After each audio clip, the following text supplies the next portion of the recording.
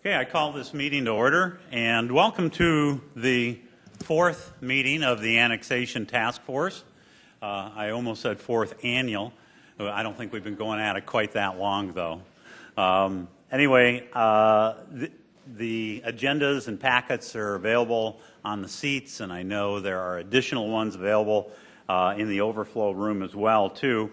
This is going to be the first time that I deviate from my standard procedure of kind of reading through a longer opening statement, but I will just go over the task force goals that are listed on your agendas, and that is to develop recommendations on how to best address the unannexed pockets of land within the city limits.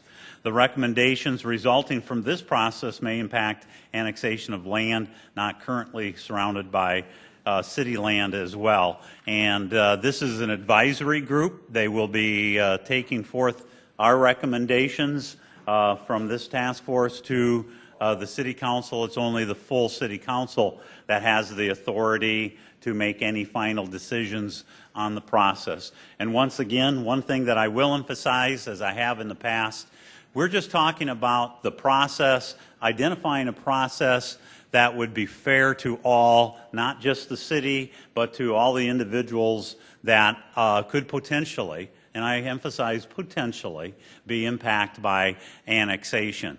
We want to come up with fair and equitable process that answers questions for everybody involved.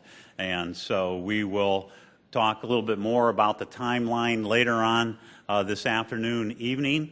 But before we get started, I'd like to have the task force members go ahead and introduce themselves. And tonight we'll start down to my left. My name is Greg Starnes. I live in South Cactus Heights. We are an area that's not annexed, but we are subject to a current pre-annexation agreement.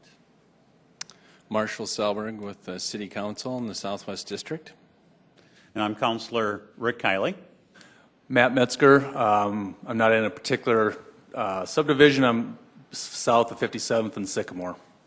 Tina Haroldson, South Louise. Okay, thank you. And Councilor Neitzer is running late, so he will be here. So we might just want to switch those nameplates, although I don't think anyone's going to make the mistake there. And Mr. Davis, I haven't heard from Mr. Davis, so he may be showing up at a later time. Anyway, our first agenda item is Director Mike Cooper is going to address the topic of unannexed property and the impact that it has on city development. So, welcome, Director Cooper. Thank you. Good evening, everybody. I am Mike Cooper, Director of Planning and Building Services for the City of Sioux Falls. And before I start, just by way of additional introduction, for those of you that have been to the previous meetings or maybe not, when this idea of the task force was put together by the City Council along with the city staff, we came up with a list of topics or questions that we thought would be good background information to present to the task force by way of giving you a better understanding of some of the issues that we know that we've dealt with in the past, that we might deal with in the future, some of the questions that have come up in the past. As we've gone out for many years, the planning office has a history of going out and meeting with various subdivisions, various property owners about annexation. And so as we put this task force together and said that, we really want you to be challenged with making some recommendations on a policy of how best to address these areas with the city growth. Again, the list of questions and topics is what we're presenting. So tonight will be the last set of those topics and questions that at least staff will be presenting. And then after tonight, we'll be turning it over to you folks to begin your deliberation on what this policy or criteria should be. So what I'm going to go through tonight is a number of quick slides talking about the history of petition annexation, giving you an idea about what impacts unannexed property would have on our capital improvement program, which is the 5-year plan that the City Council and the staff uses to address future utility improvements, future road improvements, future parks, fire stations, and those sort of things. A question came up with, well, what if we had restrictions on annexations that were going to create pockets or islands? A little bit more background on some history as far as legal case law on annexation, some additional information about unannexed properties, and then kind of concluding from our standpoint about why, not necessarily annexation, but why the annexation policy is really important, and then what the future direction should be for the task force. So to start with is this city limits map, which is shown in the red outline. And this shows you annexations that have occurred since 2003, and 2004 actually would be in the green, since 2004. And the reason we started with that date is because that's the last time in 2003 that the city initiated an annexation. So it's been a long time, and it may be even longer depending on what the task force recommendations come out to. So within the city limits, again, some existing coding.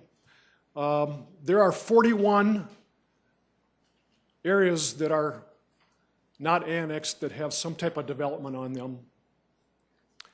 A lot of those would be homes, rural residences, and there are 17 that are primarily vacant, agricultural, unoccupied, whatever it might be. So we have 58 of those areas identified within the city limits.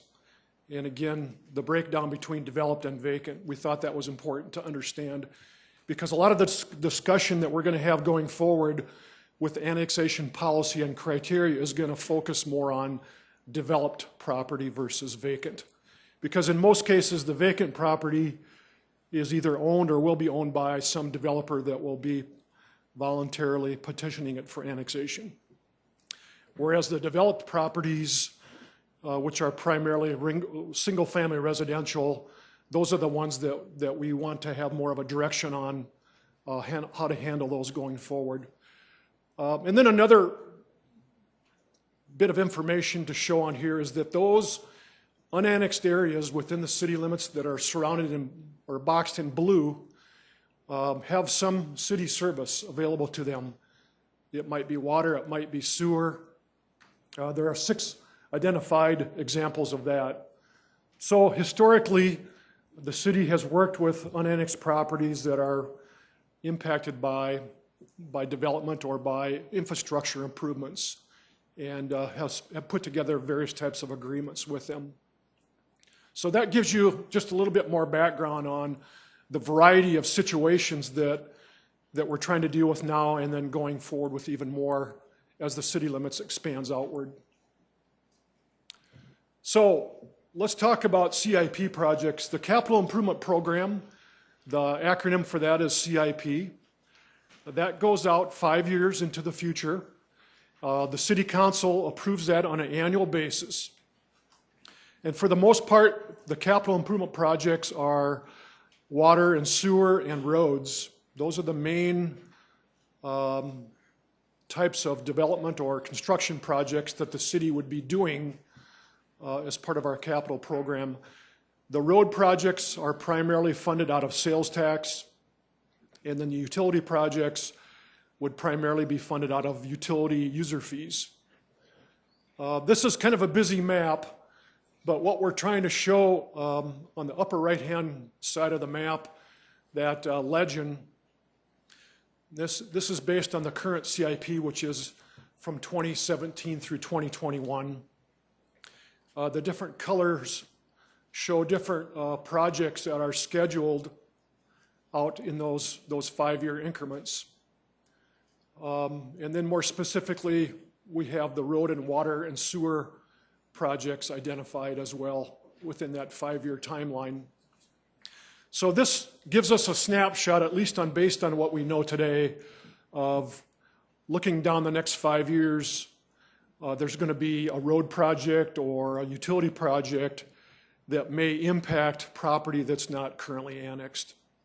And so how should we address that going forward?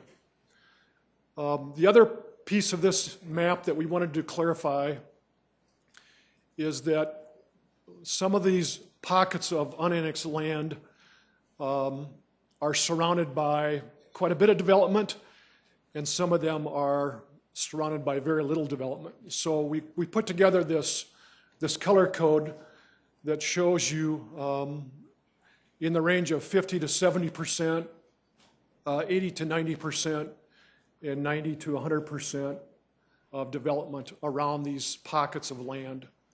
So again, one of the criteria or policies may be we're not going to get too concerned about it until there's X amount of development around these pockets. So we wanted again to make this available to the task force and to the public as a piece of information that hopefully will help us either understand some of the challenges, but also maybe help us develop some strategy for looking at these going forward. The new CIP will be presented later this year that will take us out to 2018 through 2022. So every year it gets updated and revised, and these projects can get shifted out once in a while, either depending on priorities or depending on funding.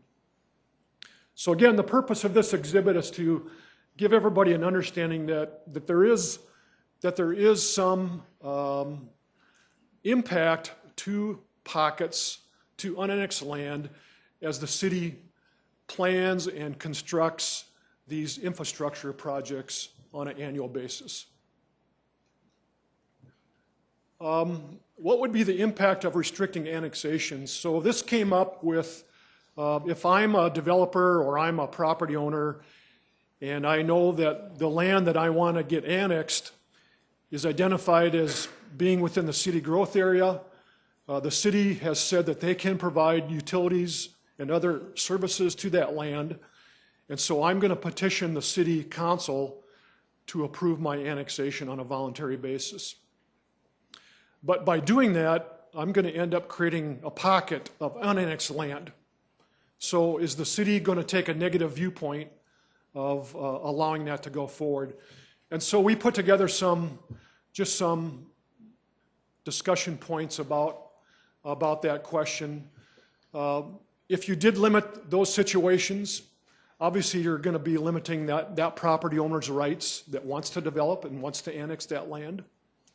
Then, if you did that for a long period of time, then you could potentially limit the amount of land that is available for development, which could increase the cost of development land. And then also, just from a long-range planning perspective, that if we limited we're talking again about petitioned annexations, voluntarily petitioned annexations by the property owner, it would make it more challenging for us to plan ahead for extension of city services, roads, utilities, neighborhood parks, and fire stations.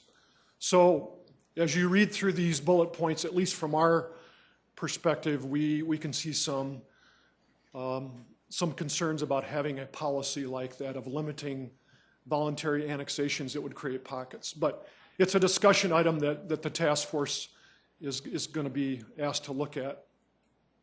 So again, this is a visual explanation of what I just went through. The rectangle colored area is coming in from a developer that wants to voluntarily expand the city limits because they know they can develop that land, and by doing that they're going to create a pocket next to it. And that pocket is a parcel of land, whether it's vacant or occupied, that's not ready to be annexed at this point for whatever reason. Another question or bit of background that we've talked about in the past is, early on we went through the legal state law process for both petitioned annexations and for city-initiated annexations, because we wanted everybody to understand that there is a difference in the process, but there is a process that's laid out in state law that's been on the books for quite a few years that does allow municipalities to initiate annexations. And so this is just another background of a follow-up to some of the questions that have come up regarding the legal background. State law, and more specifically the South Dakota Supreme Court, have ruled in support of annexation of contiguous properties. So there is case law that just says that that's an appropriate mechanism to expand city boundaries, but there has to be a process, obviously, that you follow. But they have also said, the courts, that you should not extend or expand your city limits for the sole purpose of increasing the municipal tax base. And from our perspective, at least as far as I know, we've never identified that as a reason for expanding the city limits, whether voluntarily or involuntarily. No, we have not.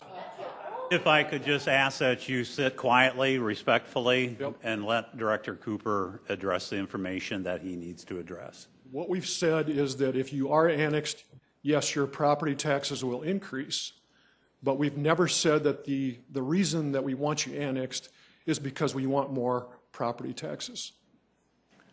So let's just I have a make sure question. that that's clear. Mike? Yes. Okay, that's fine. Yep.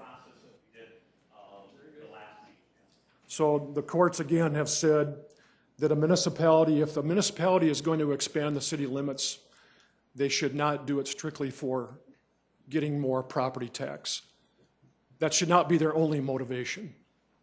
Because if we do annex property, whether voluntarily or involuntary, there is going to be a cost to the city. And there's also going to be a cost to the property. And that's, again, what the statutes have laid out as far as going through the analysis of looking at those annexations on a case-by-case basis. This we thought was interesting. This came from a Supreme Court case regarding Rapid City back in 1981, where the city initiated an annexation. And the court said that you can consider an area, and again, the key word is consider. You can consider an area ripe for annexation purely from the standpoint of orderly growth and development of the municipal corporation. So in our case, we have a 2040 comprehensive plan. We know going out the next 25 years where the potential growth areas of the city could be expanded based on where the water, the sewer, where the road improvements could be expanded as well. We're required by state law to have this comprehensive plan, and we update it on a pretty regular basis. So right now it goes out to the year 2040, and we can show people, here's what's projected at least, what the future growth area of the city could be based on historical growth rates. The court also said that, and this was interesting, that the fact that a proposed annexation area is not in need of municipal services as it exists today does not in itself preclude it from being annexed. It's possible that future development of the area, or when degeneration of existing services occurs, that city services will be warranted. So what does that really mean? It means that if a property owner is petitioning for annexation, they may not be ready to develop that for a year or for 5 years, but they want to get it ready for future city services. And again, that helps us plan for that orderly growth. In the case of an existing development area, if they want to pursue annexation, they may currently have rural water or septic systems, but they know that at some point they might want to modify that or convert that to city water and sewer. So that is really just saying that don't just look at the current situation, look maybe more long-term.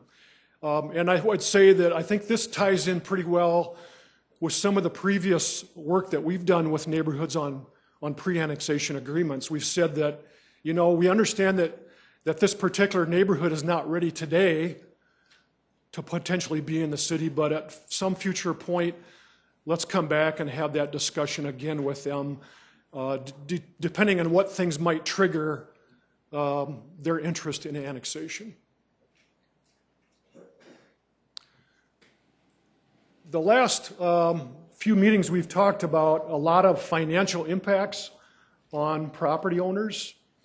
We've talked about the variety of costs between an urban residential street and a rural street.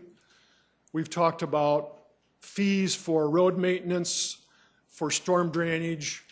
So we've spent a lot of time, and the increase in property taxes if you are annexed versus what you would pay in the township. So the next little bit of research that we've recently done, again, this is not to rub it in the face of anybody saying, okay, here you go, here's why you need to be annexed. But we're just trying to provide more information that we can use in terms of analysis of looking at particular neighborhoods or particular subdivisions. And one of these is just the cost of water service. This is an interesting slide that was put together that based on a single family residence that's using 5,500 gallons of water a month, what would be their cost per month? And so the left-hand bar, if you're in the city, it's $30.69. The next one is if you're being served by North Lincoln Rural Water, $52.57. South Lincoln Rural Water is just over $63, and then Minnehaha Community Water is just under $48. So again, this is not just automatically saying, hey, everybody, you should be standing up and cheering that you should get on city water, but we want it to be some background information that we think is useful in terms of analyzing, again, these different development areas. We've also just started some research. We haven't had a chance to talk to all the townships, but one of the things that we talked about before was that for all property that's in the Sioux Falls city limits, you have to pay $1 per frontage for street maintenance. And that goes into a general fund that pays for road maintenance, snow removal, whatever it might be. And what we're starting to find out, and again, we haven't gone through every surrounding subdivision, but at least in some cases that the property owners can be charged additional fees for road maintenance. And we would like to investigate this a little bit more, and if people have that kind of information that they would be willing to bring forward, I think that would be of use as well. And the point is that in some cases are people paying additional charges now for road maintenance, whatever it might be. The last thing is Sioux Falls Fire Rescue. You know, there's recently been a couple fires just outside the city limits, and we didn't really emphasize this very much in previous presentations, but we think it's important for everybody to know that our Sioux Falls Fire Rescue has mutual aid agreements in place right now with all townships that are abutting the city of Sioux Falls. So we automatically respond to those fire calls as a mutual aid and as a backup. So again, we think that's important just so everybody knows if you do have a fire call out in your rural area that the Sioux Falls Fire Rescue is probably going to be there as well. So kind of coming to a conclusion, at least from, again, our vantage point, why is annexation important, or at least to talk about an annexation policy more specifically? Long term, it helps us plan for both existing and future city services within those year 2040 designated growth areas. But that's going to be more difficult to predict or more difficult to project if we're not sure what's going to happen to those pockets of annexed land, particularly the pockets of developed unannexed land. And so trying to come up with something that we can be more consistent and predictable would be beneficial, as I've said in previous presentations. And then I think also as we looked at the case history of those rural developments that have been annexed into the city since the 1970s or 1980s. I think in every case that those were brought in because there was a desire to have some city utility services, primarily city water and sewer. So again, we say annexation of those contiguous rural subdivisions should be considered, and again, the key word there is considered, when it's desirable to provide city services, whatever those might be. So that's again a discussion that gets us to kind of the purpose of the task force, the need that we think there's a need for having this annexation policy and criteria that we can use going forward for the city council, the city staff, and the public. Everybody in the audience today is asking the same thing. Okay, going forward, what will these minimum requirements be if property's annexed? What will be the financial participation? What will the property owners be required to pay? What will the city be offering to pay if these properties are annexed? Right now, we don't have certainty, because if I have an existing single-family home that I want to sell or that I want to build that's not in the city, what's going to happen in the future to my neighborhood in a year or 5 years or 10 years? And right now, as we've said in about every meeting, we as city staff don't have a good answer to tell people right now. We can come out, and we have been going out and talking to them about annexation and what the impacts would be, but again, we don't have specific criteria or policy that we can use as kind of that guideline. And we know, as we'll talk later on, that there's going to be unique situations. Not everybody's going to fit into a bucket of checklist of what that policy or criteria should be, but at least let's have some better direction going forward of what the expectations are for the city and for those property owners that are not in the city now. And then again, I'll just, as the director of city planning, this is what I do every day, so we have to always look at promoting better long-range planning and ways that we can continue to manage our growth. So that's kind of where we're leaving it to you folks as the task force. And as usual, this information is going to be available on the website, and we'll be here tonight to answer questions as you go forward tonight. So again, we really appreciate you giving us these first 4 meetings to go through a lot of background information, a lot of questions, to kind of get started on what one of my favorite sayings is always begin with the end in mind. And so the end in mind is to try to come up with this policy and criteria. So with that, I'll stop. Thank you. Okay, I know that we have at least one question already, so Jeff, floor is yours. Thank you. Hey, I didn't, when you were talking about and I look out at the people that I know here, and when we're talking about the court, can rule in favor of the city annexing, do you know if there's any taxpayer benefit subjects attached to those rulings? In other words, yeah, you can do this, but you have to protect.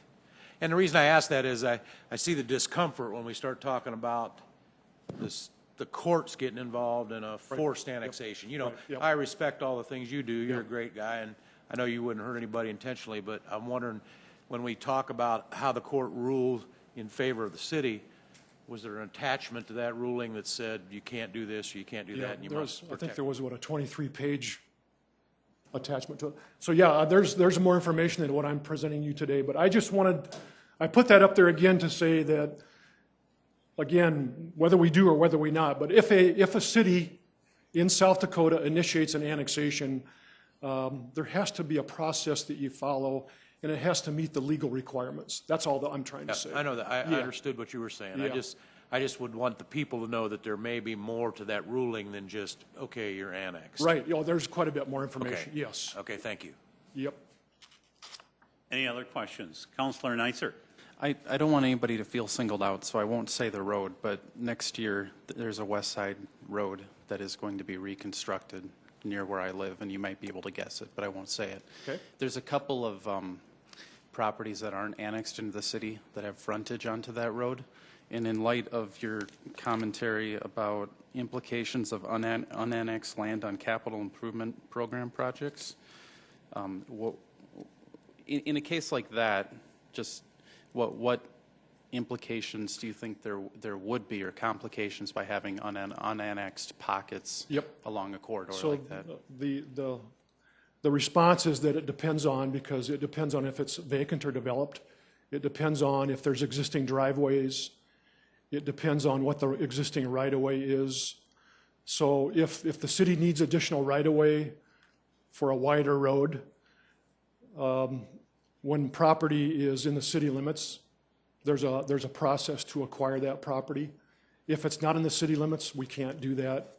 So it just, again, depending on the complexity of the project and the situation of the land, it may impact the design of the street, or it may impact a contiguation of sidewalk, those kind of things.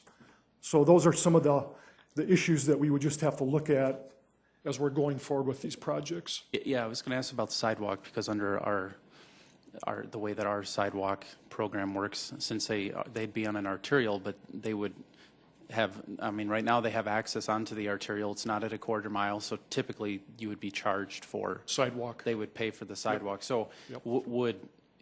would you have the right to put in a sidewalk, or would there be a gap, or would you put it in and collect it when they annex? In the past, we have put sidewalk in, and then Can they say no to that? You can't do that, or is it if they're public not property? being assessed for it, no. But, Okay, so we wouldn't have a gap in a sidewalk. You would just not be able to collect it until the day they annex. right, Okay. in thanks. that kind of situation, yeah. Okay. Yep. So, I think the most extreme situation would be if we have, and some of the folks can guess which ones I'm talking about, because we've been working with them. If you have existing rural homes on a corner that's going to be two main arterial streets, and you've got driveways, and you've got 66 feet of right-of-way instead of 100 feet of right-of-way, those are the ones that are going to be more challenging of what to do with in the future. Councilor Neitzer. Something continue. else, thank you. Something else that occurred to me, in the cases where you have, we have standards of paving so that people aren't dragging gravel out onto the roads. That's why you have to pave driveways, things like that. Where you have, is there more consideration, or is it a different consideration if you have an area that has gravel roads that's completely surrounded by city limits versus a completely built-up rural subdivision with, Yeah, I mean, it could be, again, that's one of the policies that we'll have to look at is should it be treated differently, or can it be treated differently? A number of the rural subdivisions do already have some type of pavement. Some of them don't. Yep. But that's why we talked about what should the minimum requirements be if property is annexed? Is that rural section pavement what the minimum should be, or what kind of time frame would you put on those properties to meet that minimum requirement? So those are the kind of things that, yeah, we need to work on better, to give better answers. Any other questions for Director Cooper? I do. When you annex an area and it's connected to rural water, as I understand it, there's some remuneration that has to go to the water people. Yep. Do you handle sewer districts the same way? Yes. So there is money when you Sewer take districts? Say you take, yeah, if you dissolve a sewer district and you absorb that revenue, do you pay them the same as you would a water? I don't rural know water? that we've done one of those for quite a few years, that we've absorbed a sanitary district. Right. So I'll have to go back and look at how those were accomplished. Like up in Norton Froelich and Hayward, a lot of those were sanitary districts Right. that we absorbed. But I would have to go back and just research how that was done. Okay, I appreciate it. I don't have as good an answer for that as I do for the rural water reimbursement, That's fine, Yeah. thanks. Yeah. but we'll check into that for you. Any other questions on this topic for Director Cooper? Councilor Neitzer. For the ones in the blue, the square blue city utility service, is that just means they're not annexed, but they're paying out of city rates for city water or sewer? Right. Is that correct? Yeah, they're not in the city limits, but they do have city utilities available to them. Yep. Available, or they're They're connected using to? city, yes, they have city utilities. Okay. Yep. Okay. Any other questions regarding this topic? All right, seeing none, we'll Thank you. move. Thank you, Director Cooper. Okay, we're on to task force timeline, and our next meeting is scheduled for Monday, July 10th. The topic for the meeting, the notification and communication process, and I'll point out that this is included on the bottom of your agenda that you have this evening. So notifications, we'll talk about that because there's been some questions that have been raised about that from previous meetings. And then the discussion and draft of annexation policy and criteria, which will be our responsibility. Because this, as Director Cooper had indicated, we, as of tonight now, have covered all of the 10 topics that were previously identified. And so since we haven't had any added to that list, it'll be up to us to make some recommendations as to how to move forward with this process. So we're going to be challenged over the weeks between now and July 10th to develop some thoughts on that and bring them forward. Then in August, we would share the recommendations. If we do, if we are successful in making those recommendations at the next meeting. If not, we will obviously schedule another meeting to continue with that process, and we'll continue as long as is necessary. But let's assume that we are successful in one meeting. Then in August, we would share recommendations at an open house, and we haven't yet determined the site of the open house, but it would be a much less formal format than what it is here. And it's similar to other open houses that have been done with CIP projects or road construction projects where the members of the task force and city staff would be available to answer questions from the public and also go over the information and the recommendations that the task force had arrived at in the previous meeting. And then in September, we would review and discuss comments that are received during that open house process and revise any recommendations if required, if we find necessary, as a result of input that we may receive at that point. So we're trying to have as open a process as possible. So just because we develop recommendations at the next meeting doesn't necessarily mean that they can't be revised. And then on this time schedule in October, then the recommendations would be taken to the full City Council for their consideration. Any questions or comments on the timeline from any members of the task force? Yes, Matt. At the next meeting, is there any way to add another topic? There's something I've given a lot of thought to, and I've talked to Jeff about this a little bit, but I've talked to an appraiser a couple weeks ago now, pre-annexation value against post-annexation value, and that's where I'm confused right now. The true benefit that I'm receiving or anybody's receiving from annexing into the city, the appraiser I talked to would be more than willing to come and talk to us and give us his opinion on pre-annexation value versus post-annexation value. I'm guessing we could find a couple different appraisers. Just hear what they have to say. I'm curious. I think anybody else open to that? Task force members, it's open for discussion. I don't think we can know too much, so I mean, I don't have a problem with, I think you should get more than one appraiser. No, I agree. Where I'm struggling is what's that benefit?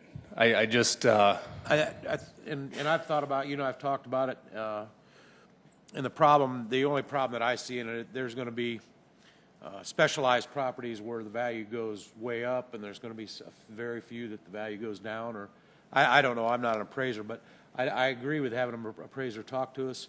I think we should have more than one, and it should be somebody probably that we don't know, very well.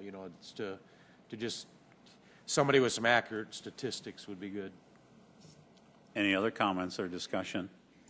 Mr. Chairman, in reading some of the materials that Danny Brown provided, it seems to me that we need to perhaps distinguish some of the different issues that we're talking about here. We have developer-requested annexations versus city-initiated annexations. We have an issue of whether you are a pocket and whether you are surrounded or whether you're not. We have an issue of whether you're developed or undeveloped. We have an issue of whether you have existing water and sewer or whether you don't and you kind of need it. And then we have the issue of assessment versus higher taxes, because to me those are two different things. If you come to me and say you're now going to be in the city of Sioux Falls and you're going to be a town girl, you're going to pay town taxes, I sort of get that. I do not get special assessments for things that I really don't want. If you put 450 feet of sidewalk in front of my property, I now have to shovel that. I don't walk on it, I walk across my grass. So how do we determine the special assessment part of the extra cost based on the constitutional requirements and the legal requirements? And is there some dispensation for people who do not want to be annexed because they don't want those benefits? And then how do we distinguish the cost to the city and the benefit to the city of having this planning? I mean, Mr. Cooper's done a great job of convincing all of us that it is better for the city to be able to plan ahead and it saves money. Those are benefits to the city. Why isn't the city paying for it then?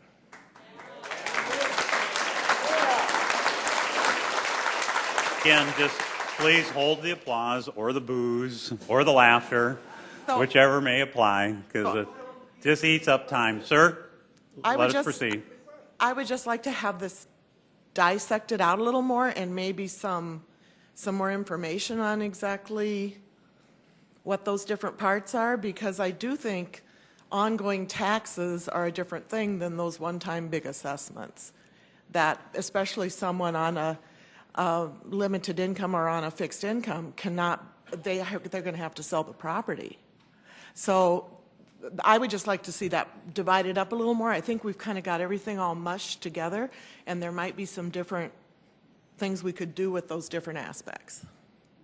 So are you asking question or direction from this task force? I'm asking if the task force would feel that that might be beneficial to look at, to separate some of these things out. I agree with that. I think we have to make your list is really, really good, and we are going to have to take each one of those aspects and analyze it in terms of what the policy is going to be. But I do think it has to be broken down that specifically. There's going to be no doubt many challenges because there's so many variables involved in an annexation, and between subdivisions, comparing subdivisions, there's probably no two alike, or even individual properties. So it's wrought with a lot of challenges, and that's one of the challenges. That's the huge challenge. We've had this has been the easy part up until now. It is listening to the information. Not to interrupt you, I'm sorry, but one of my key suggestions for this whole process is, once there's notification that there's a reason that the city has an interest in annexation, that we need an independent, a third-party group with a couple of different skill sets, sewer, water, the social aspects that we have to worry about, the handicap rules, all that stuff, that would assess the area.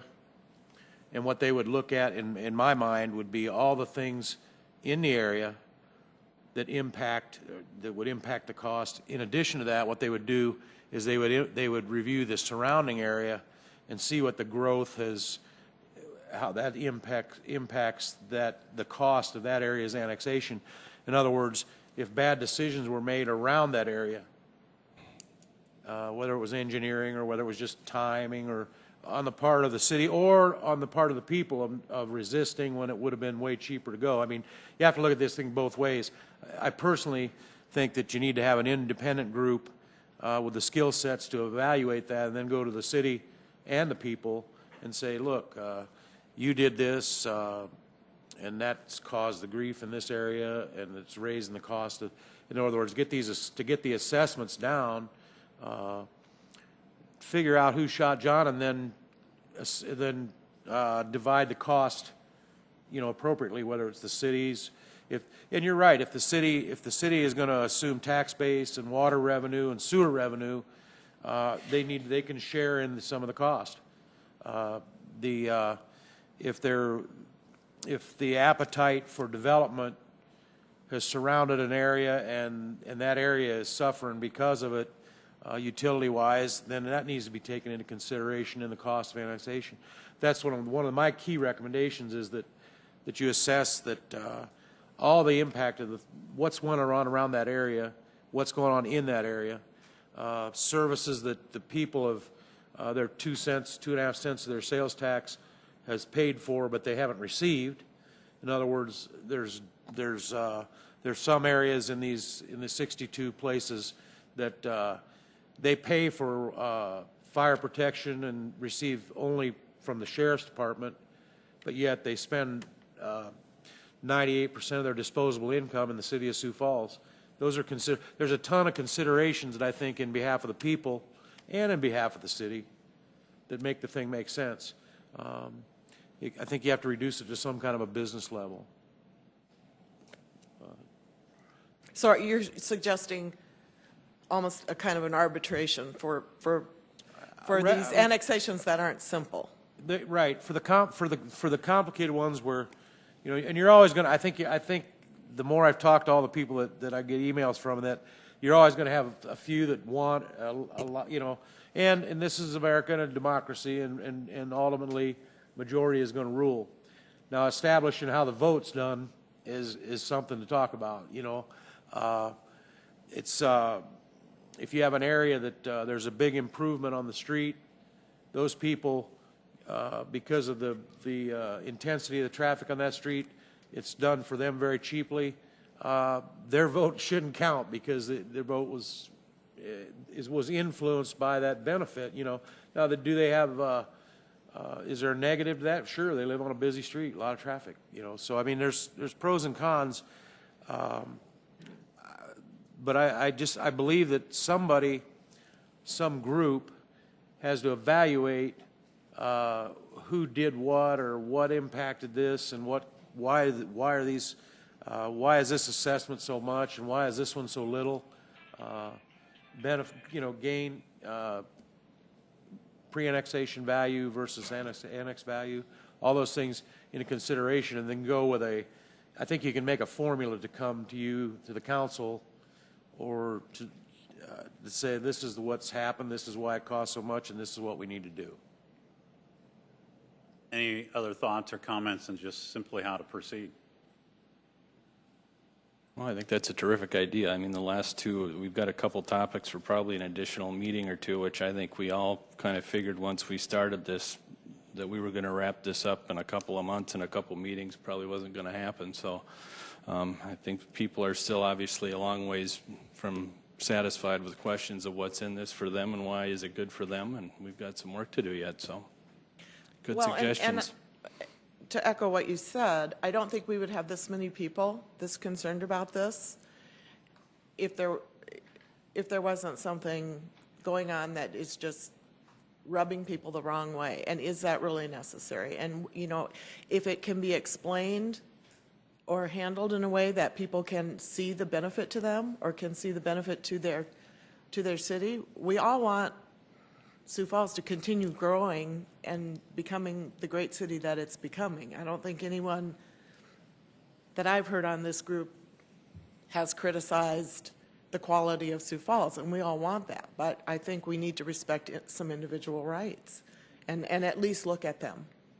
Yeah, it's a balance. I mean, individual rights, but plus, I mean, ready or not, we're growing fast in every direction, so it's Gonna coming. get worse. So we got to figure it out, right? I think the way Director Cooper put it, which is so well, is we're looking for a more consistent, predictable, long-range planning term that really kind of sets a program that we stick to. And in the long run, that'll save everybody money and a lot of headaches and hurt feelings and everything else that comes with it. Any other questions or comments? As I had stated, I think it was the last meeting, that it was the appropriate time to express some of my thoughts, and that is I know that there are subdivisions that exist today that I would love to be a part of, and that I see acceptable as they are, providing their septic tanks are in operational condition and their roads are in good condition and so forth. So I think those are some of the recommendations I believe that we as a task force are expected to make. Are there minimum standards? So if that's the case, is it a septic tank that is functional, and once it's run its course, then is the property owner required to hook up to sanitary sewer at that point, or just what is the expectation moving forward to give our city planners guidance, as well as the individuals that live in these subdivisions guidance? Because I know I've heard from many of them that are indicated that, well, if we are considering selling our home, what do we sell, or what do we tell the prospective home buyer? That's an issue for them as well too. So it's, as I've stated, it's not without challenge. And we've also stated all along that if there's additional topics, we can, as I had indicated just a few moments ago, we can add to that, and it'll just simply move our time schedule back, which is fine. I've said all along, we'll spend as much time as we need to adequately address this. So if there are specific topics yet, in addition to what Matt has identified, I would encourage you to email those to the group, including Director Cooper's office and staff, as soon as possible, that we can make those necessary changes and additions, and they in turn can do the research that they're needed as well, and us as a task force to make whatever preparations we need. And I think also in the time, as I mentioned, the next time or in the next few weeks before we meet again, start formulating some of our thoughts and ideas maybe on how to proceed. And there's nothing prohibiting us from sharing that with one another, so that if there's 2 or 3 or 4 individuals thinking on the same line, that you can do that and then bring that forward to the task force so that we can present it to the entire group. So any other final thoughts or questions before we move on? It might be still as clear as mud. Councilor Neitzer. Yeah, this isn't necessarily an item. This is just something I've been struggling with. I've been trying to define the problem, like whether or not this is really, in many cases, a compelling problem. The 2 questions I've been thinking about, and might be something for us, is, and maybe, I don't know whether this is a task force question or something I've got to struggle with, is when would I ever forcibly annex somebody? What would be so compelling? And I'm not sure I've heard it yet or seen an example where I would feel real comfortable about forcibly annexing somebody. And then if they were, what would be the cost share and the ratios? What is the cap in which it's reasonable? Because if I hear $100,000 assessment on a $250,000 home and property, that's not reasonable. So, and I don't know what the magic number is, and that's something where I think we'd have to talk about cost share ratios. Is it income based, or what? If you would ever do that, what would be the cap? And it's just, can't answer that now, but it's an open question. Before you get to that point, you'd even have to make the decision, what are the minimum requirements going to be? Well, mm-hmm. Any other thoughts or questions, other than we got a lot of work to do between the next meeting, especially if we're in identifying additional topics that you may want to hear on. That's probably the most urgent, to get those to the group so that we can make the adjustment. Okay, seeing no further discussion, that does move us to our public input portion. And I do greatly appreciate everybody being here. And as we've stated before, the reason we've even convened this task force to be as open in this process as possible. If we weren't sincere in that, we would not be here this evening or at the previous meetings. And some of the topic information I do understand is not received favorably, but we still have the responsibility to address it, though, too, so that we're as open and transparent about all the different possibilities or ramifications that might exist as a result. So having said that, I would invite you, I know that we're scheduled till 7, but I would invite you to come forward and address the council. I would just ask that you address on the topics that were presented this evening, or again, address on the topics presented this evening, or on the discussion that was held here this evening as well. And also, if you would identify yourself. Reluctantly so, I will. John Brown. Rick Kiley, thank you very much. Thank you to the task force for being open. We appreciate the sharing of the information. I want to say that up front because this can get antagonistic, and I want to make sure you realize we all do appreciate you going through this process. So with that said, you were asking what questions have not been answered. Let me share 2 questions with you. One is, as Councilor Selberg said, Sioux Falls is growing rapidly, growing very fast. And outside of Sioux Falls, there's a rapid, or rather a large question out there about why. Why is Sioux Falls growing so rapidly in terms of, to use the term, urban sprawl? In places like Portland, they've actually shut down their external borders and they're focusing on internal growth. Okay? Places like Atlanta, they do not even engage in this process. New developments in Atlanta that are between $500,000 and $1 million and beyond are putting in septic systems. Okay, so they're not using city services. They're not using even the suburban services. Okay, so I question the overall issue of growth. How are we managing that growth? To some people, there's a perception out there that it's runaway growth. It's uncontrolled growth.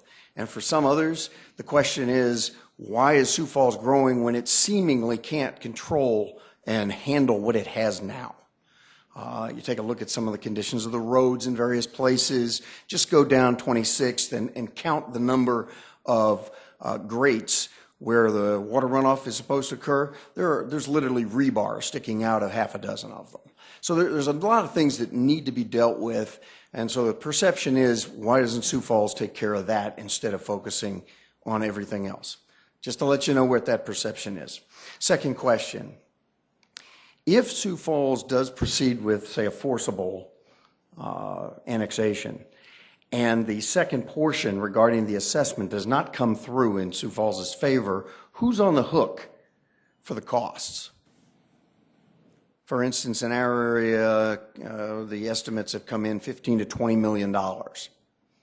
If the value as required by the assessment law is not there, in other words, the property values on an individual basis do not go up by the amount of the investment placed in those, i.e. roads, curbs, gutters, sewer, water, and so on and so forth, who pays the bill? I think that's a significant question that you folks probably want to find an answer to.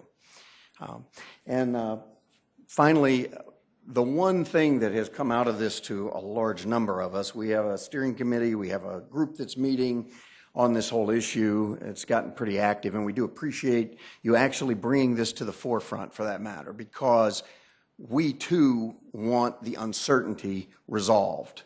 And we have made a conscious decision as our primary objective to resolve the uncertainty.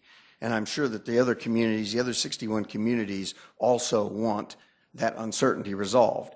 And it needs to be, one way or another, whether it be federal activity, state legislation, to modify the forcible or the annexation rules, whether it means a referendum, whether it means some agreement with the city, basically saying these are the areas we're not going to touch, these are the areas and the various criteria by which we are looking at these other ones, that those kinds of issues are necessarily resolved, are in need of resolving, so that we can move forward out in the rest of the community as well. So we do appreciate that. Thank you, John. Thanks.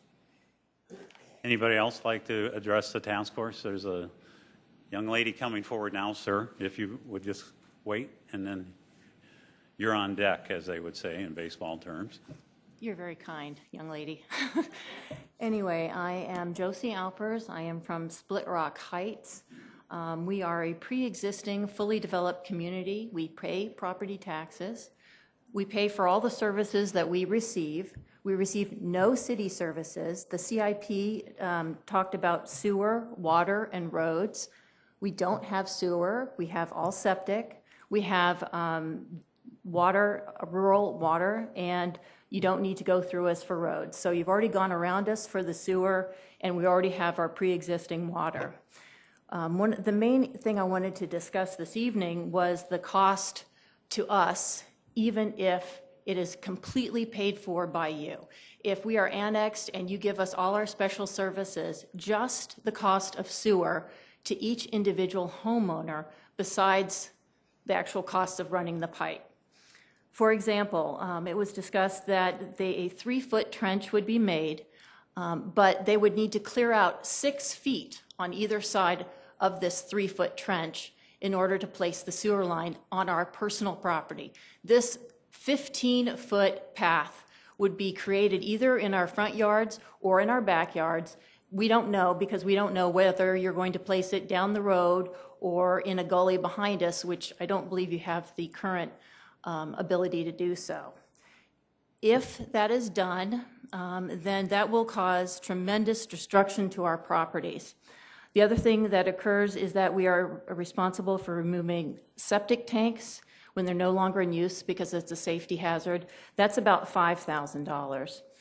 In order to place the sewer on our own personal property, not easement, we would be having to move gas lines, electrical lines. We would have to take down mature trees. We would remove bushes, hundreds of flowers and perennial beds, and things that we've planted over decades. Sod would have to be put in. Retaining walls could be taken out. I mean, we have multiple retaining walls to retain water. We live in a hilly area that my husband hand dug and hand placed himself with wheelbarrows into our backyard so as not to destroy the sprinkler system. The sprinkler systems would be ruined. We have porches. Some people have decks over top of where their septic system is currently, or over top of where the septic tank is. The decks would have to be taken off the houses and then reconstructed. Some people have fire pits and or cement patios that partially go over where the septic system is. Those patios, that private property would be destroyed. We have people in our neighborhood that have geothermal. There's no, 20 years ago, geothermal, there's no record of where that is under the ground. That could potentially be destroyed by placing the sewer line. Invisible dog fences, outbuildings. One neighbor of mine who will remain nameless called the city about putting in a pool in his own backyard, his own property, and asked about it because of this possible sewer line going through his backyard. And he was told it's going to go where it needs to go. And if the pool's in the way, that's, you know, he's going to have to create a new pool. So this is a significant disturbance of our own private property. The reason we moved to these neighborhoods is in large part is the beautiful rolling hills, large lots, mature trees. We have huge vegetable gardens, we have fruit trees, and so those very things that we move there for will be destroyed by having the septic taken out and the sewer put in. And so even tonight we talked about septic as being an inferior to sewer. And so I thought, there's got to be some reason we're doing this, to destroy our property. And then I looked up under the EPA, and the EPA on their website states that Septic is a cost-effective and long-term option for treating wastewater. It also states for public health benefits as opposed to sewer. Septic reduces the risk of disease transmission and human exposure to pathogens, which can occur with water. Environmental benefits of septic. Wastewater treatment removes pollution from the surface water, recharges groundwater, and replenishes the aquifers. All of us have septic now. Every drop of water that we use in our houses is purified and put back into the aquifer. It renews the water table. If we have sewer, that same water is going to be at great expense treated and then sent down the river. So what we're doing is much more environmentally friendly than having the sewer. And then they said, of course, the economic benefits are that it helps communities decrease the large infrastructure and energy costs to collect and treat wastewater. In the United States, there are 60 million people having septic. 55% of Vermont has septic. And 1/3 of all new development in the United States is with septic. The EPA actually views it as, quote, excellent wastewater treatment.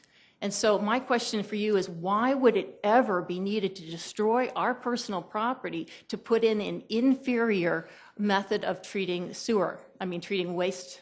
The other thing is that I can just speak for our own township, but the roads, we have a hilly township, the roads are along a ridge where the sewer line would come out of our houses is far lower than where the line would be in the road. And so every single house would have to have a lift station, and I believe that's $1,750 per household, and we all better hope it works. There is also something like a $450 charge every few years to evaluate that. There are issues with, I have a number of issues with Sioux Falls sewage in the past. They've had, we all know that there's been times where things have backed up into homes, where Sioux Falls is dumped into the Sioux River because of that. And so I have very significant questions about the sewer system and how that would be a beneficial thing to us. What was mentioned was water costs. So I went to the City of Sioux Falls water sewer service rates and fees. And I compared it to Minnehaha Community Water Corp. We do pay $30 a month base. We pay per 1,000 gallons, but I'll convert it to your CCF, which is 100 cubic feet. We pay $2.43 per CCF. That's what we pay. No matter how much we use, we pay that low fee plus the $30 a month. Sioux Falls has a progressive system of charging. When you get in the summer, and our lots are at least 4 to 8 or greater times the average lots, so we use more water, even if we're extremely conservative in our water use. Between 51 and 150 CCF cost $7.19 per CCF. So we're going from $2.43 to $7.19. And the sewer also is charged per CCF, and that's $3.95 per CCF. So, for example, those of us who use more water to just keep things alive and to our gardens, we could pay $162 a month now. That would be $572 a month if we paid the current rates that's listed in your site. So I want to make sure people go to the website and understand what they'll pay. Now, the Minnehaha Community Water Corp has a $2,000 per household payoff. And then the Lincoln County has, this is just the information I was given. I'm not positive. Things may be changing. $3,253 per household. I don't know what the mix is, but we're talking around $800,000 that either we as individuals or you as a city would have to pay. I see no reason whatsoever for anybody to be switching from high-quality, inexpensive water to more expensive water and have another $800,000 bill on top of it. I would like to mention just a couple more things. You mentioned Sioux Falls Fire Rescue has mutual assistance. So does the ambulance service. And I didn't bring up the specifics, but I know that the Sioux Falls ambulance, according to their website, has 11 fully functional trucks. The Brandon has 6. Sioux Falls Ambulance has had significant problem with no-shows. 1 in 20 times someone calls an ambulance, no one shows up. We have our neighbors, we have tanker truck in our small neighborhood that will show up immediately. I mean, we have, besides having the ambulance service, we have our friends and neighbors. They have the ability, and they work in the neighborhood, they share the call, and they will come to your house they drop what they're doing and come to your house immediately. We've had recent significant medical emergencies in our neighborhood where people were there immediately, and we didn't have to worry about an ambulance not coming. These are our friends and our neighbors who know where we live and what we're talking about. We won't have to worry about a computer system and a typo and suddenly nobody comes. So I wanted to make sure that it was understood that we view our current system of fire rescue and ambulance superior to what we would be getting under Sioux Falls. Thank you. Sir.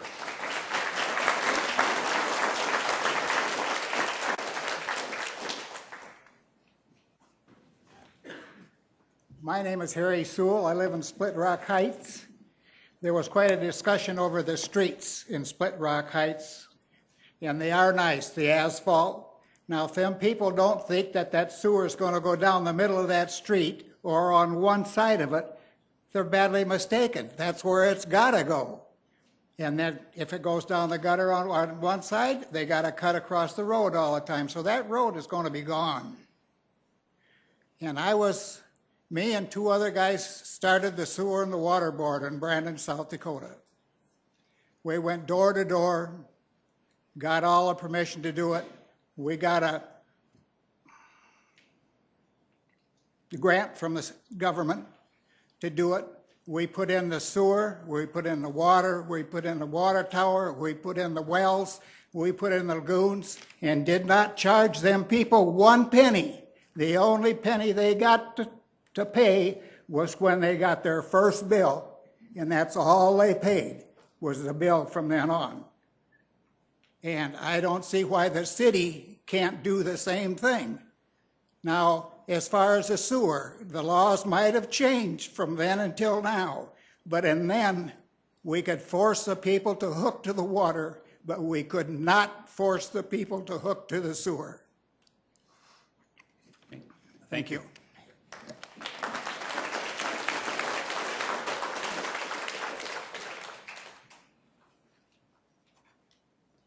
Good evening.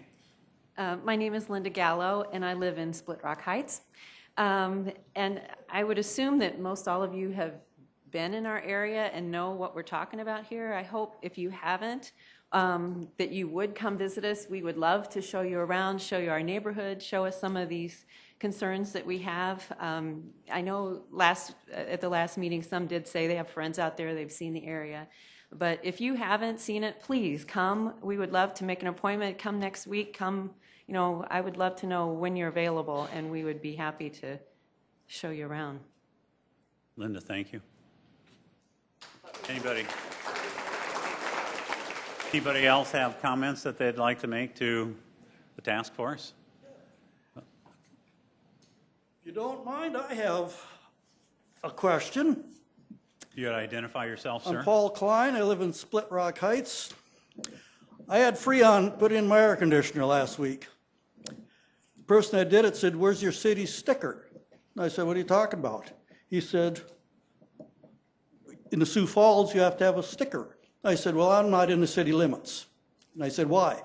"Well, when your air conditioner's worked on, you have to give the city $100 to come and inspect it. How can I benefit from that? Can anybody tell me?" Another thing, I and 4 other people have golf carts, and we ride them around our neighborhood. So I went to the city police department, and I said, "In the city limits, is that legal?" The guy says, "No." I says, "Well, our neighborhood is going to be in the city limits. What do I have to do?" First of all, I have to have a license plate put on it. I have to have it insured. No one without a driver's license can drive it. There are some kids in the neighborhood that ride around on a golf cart, and I like seeing them ride around. I said, "Well, what are you going to do if you catch me?" "Well, we fine you $100. So I'm going to have my golf cart licensed and insured, just to please the city council? How do I benefit from that? Can anybody tell me? I didn't think so. I got another comment. We at Split Rock Heights are 100% against the city taking over. We don't need you coming in our neighborhood telling us what we can do and what we can do. So why don't the city of Sioux Falls stay the hell out of our neighborhood and leave us alone? Thank you. Civil with your comments, please. Civil with your comments. And as I've stated before. Excuse me, but we're all a little bit upset over this, and we're all sick of it. Paul, I think if I were in your shoes, I'd be sitting out there with you too, with questions. I just ask that you be civil. Thank you. Thank you for your comments, Paul. Anybody else have comments? I stopped being civil a long time ago. Welcome.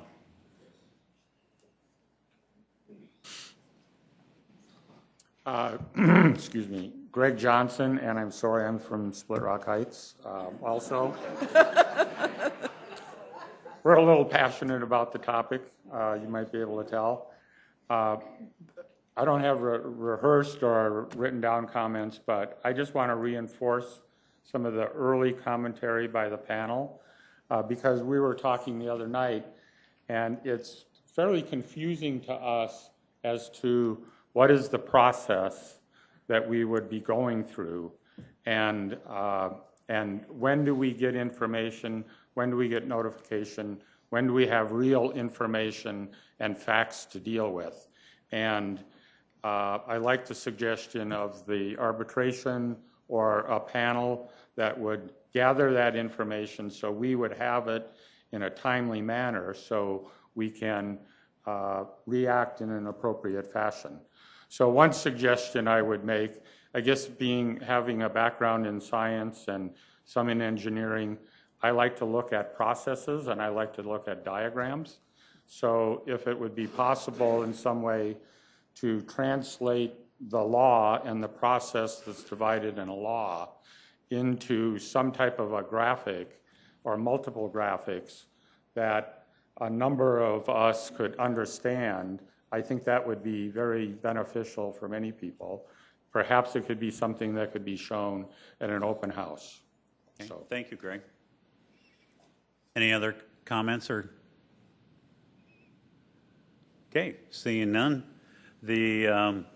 Again, once again, looking at our agenda, the meeting is Monday, July 10th, and it'll be held here again. All of this information from tonight's meeting, as well as from the previous meetings, is also available on our website at siouxfalls.org. And I do truly appreciate having you here and the ability to have this discussion with you. Everybody have a nice evening. This meeting is adjourned.